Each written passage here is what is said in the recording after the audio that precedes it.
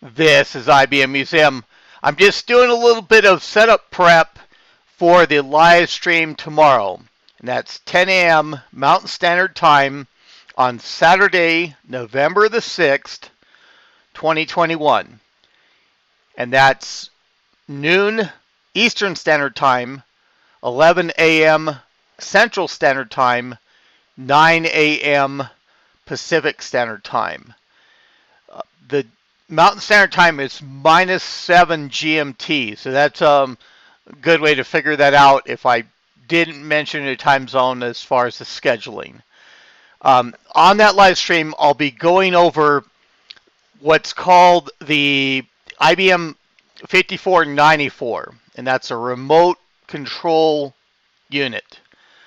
This unit ultimately, all the 5X, and I say the X means there's 2, 3, and 4 units I've seen around that are the 5294, the 5394, the 5494 that are generational implementations of the and it's spanning what that remote control unit does. This is the 5494, which is the latest generation that was made.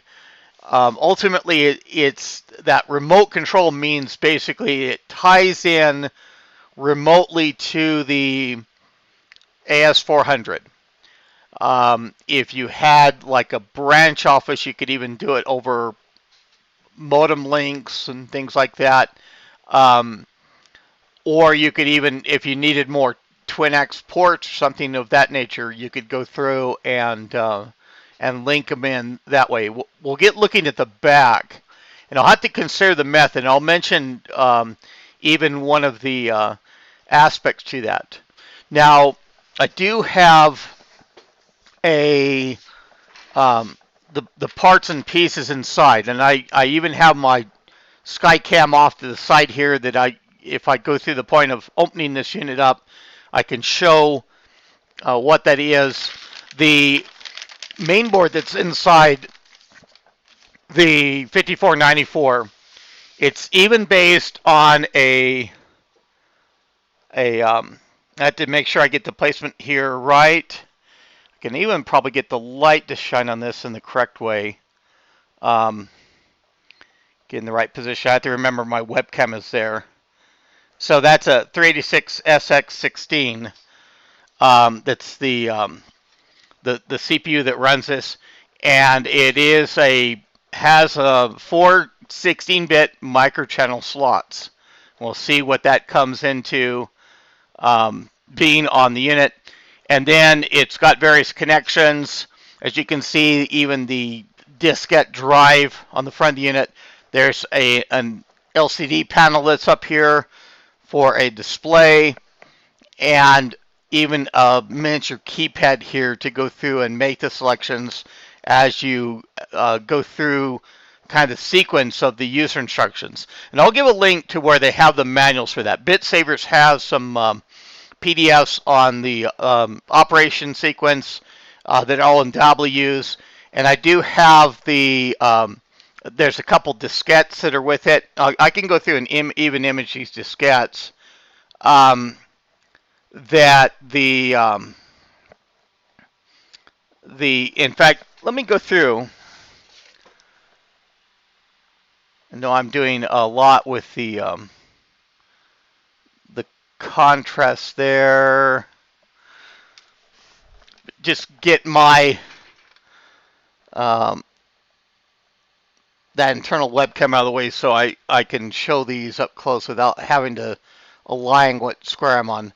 So this is the base system diskette, release 3.2. And then in the bag, there's also this, I'll just show it in the bag. Maybe I won't get too much glare from that. And this is the microcode. And at least I've got the 3.2. I know online it talks about the 3.0 version. And this is the utility diskette. I'm sure that comes into play at some point. And that's tucked away in the little slot here. we'll go through it. I will open up the unit and we can kind of peek inside. The the the SIM is very proprietary to this board. Apparently, a lot of time it's got one of those fields. I don't know really for its spanning unit capabilities of what that would necessarily do. Now, there's also some angles that we'll have to kind of look through and see what we have to do in those cases too. Um, the It's got a Dallas module here, but we can see that's a standard DS1287. I probably have enough replacements around that I could easily put something of that in place. That's of course for the real-time clock and a little bit of CMOS for holding the configuration. And then there is another unit here that's actually a DS1225. And I do have some of the 1220 units around, but this is, I think this is probably even more capacity.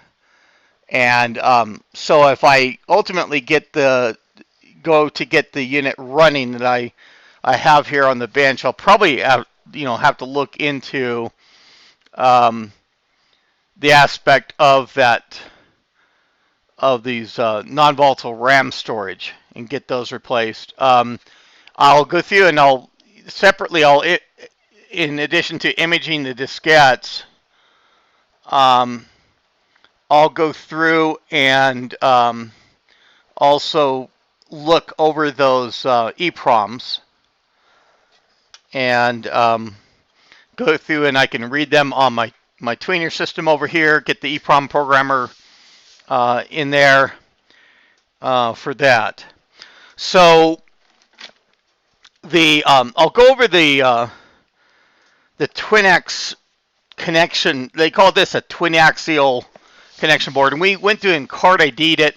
I've actually found a page in the interim that we do have up at the Ardent tool, and so let me bring that up. Okay, so there's the Twinax adapter that's in the 5494, and this is a 16-bit microchannel board. And I was even surprised for effectively the ADF that's listed there. I don't know if that'll necessarily be appropriate. We may have to look on the diskette, because when I did the adapter ID the other day, it gave a different adapter ID than what is listed here. It was like 8FF6 or something like that, I think. I'd have to review that other video. So it is different here. I don't know if this is just effectively a typo.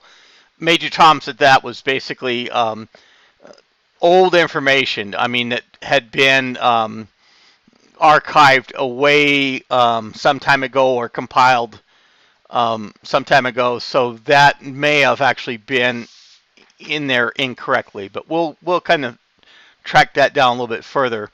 And this page, and I will provide a link in the video description. It has a link to the main aspect of the 5494 remote control unit, and it does outline the ports on the back. We'll get talking about those in a moment, and is a good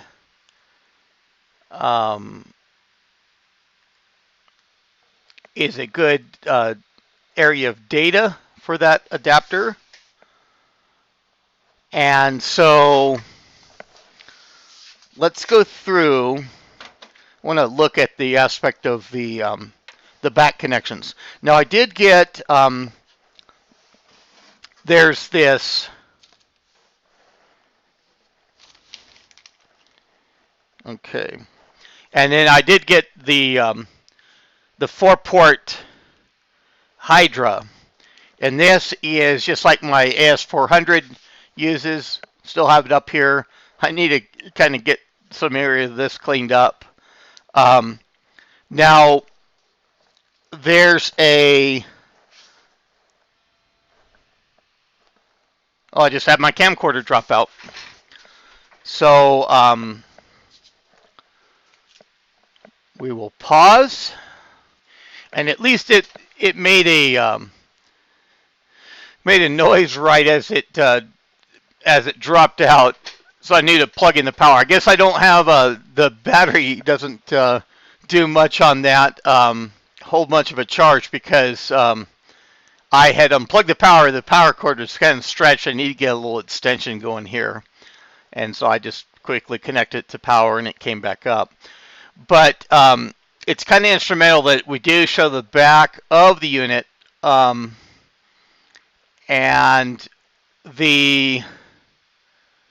I have an image here, and this is at the bottom of the 5494 page that I'll link, and it shows that, and I don't know how much necessarily for the. I mean, I have roughly the same placement. Now, the 72X 5645 cable assembly, that goes in that top connection. There's a DB9, and it goes into the top connection of the adapter.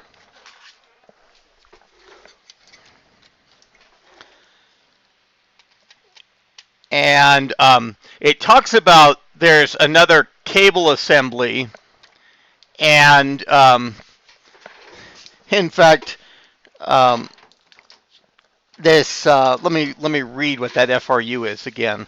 That 03F0386, and that's for the second set of ports. I mean, expansion of the 5494, and it's my bet that you would have another one of the adapters in there, and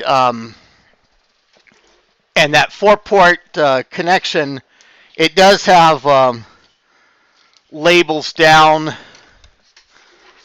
Let's go through. I can turn off that for the moment.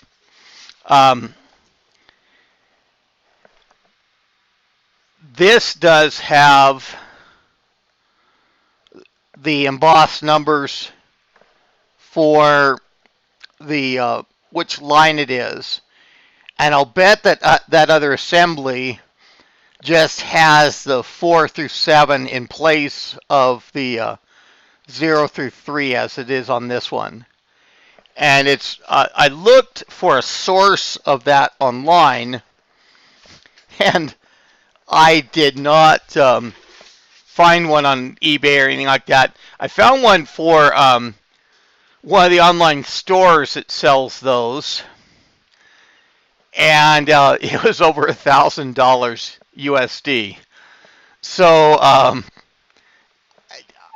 you know, they're just trying to market something that apparently is not sourced much anymore. But as I say, and I may go through and try that. I mean, I've got 2 of the adapters, plug in the second adapter, and just use my other 72X 5645 cable assembly and see what it does. And you could put a label over the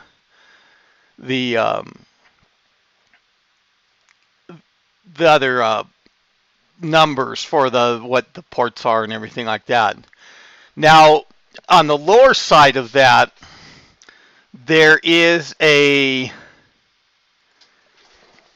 of the adapter, there's a high density connector, and I don't have the cable for that. ultimately that is, as we see on the page, uh, that's that communication cable. And that's actually basically, I think, just a serial link. Maybe something like V.35 or something like that, possibly too. But I don't have the FRU of that cable, and I need to be able to source that and figure out exactly. Maybe the manuals at BitSaver, they'll give a little bit more indication of what exactly that cable is, because that would be one of the abilities for me to link into the AS400. The the the picture, the diagram does show both they talk about a token ring cable and an Ethernet cable, and I do have, and this is a an adapter that's equivalent on the PS2 systems as well, microchannel, and of course it's 32-bit capable, but they call that the LAN A adapter, and it's got a 10 base T port. It's got even the 10 base 2 port, the coax, Ethernet, and then it's got the mini AUI, and some people call that the Apple AUI. It's a reduced sized AUI connection, of course, and I don't have AUIs that are that small for that interface with that, but I can go through and use that standard 10 base T connection there, because that is the Ethernet board. And of course, my AS400 also has the Ethernet board. We have even the switch back here that I have for the network connection to that to the AS400.